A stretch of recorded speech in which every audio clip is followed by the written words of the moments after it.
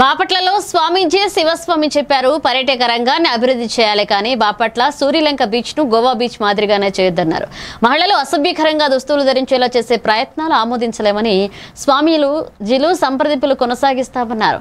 పర్యాటక అభివృద్ధి కోసం చేర్పులు చేస్తామన్నప్పటికీ సాంప్రదాయ ఆధ్యాత్మిక విలువలను ఉల్లంఘించకూడదని హెచ్చరించారు. దీనిపై ప్రభుత్వ పెద్దలతో స్వామీజీ సంఘాల తరపున మాట్లాడతామన్నారు. మేము చేసే చిన్న విన్నపము సూచన, పర్యాటక రంగాన్ని విస్తరించండి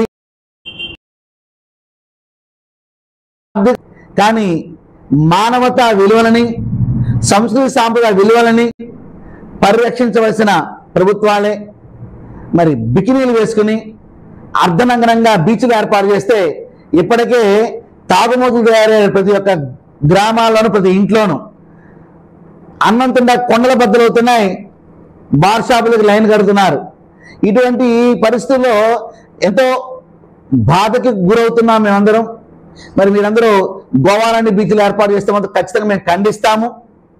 మా యొక్క స్వామీజీల వ్యవస్థ తరపున బీచ్ అనేది ఒక ఆహ్లాదకరమైన వాతావరణం ఉండాలి, ఒక సాంప్రదాయమైన మేళవింపు ఉండాలి.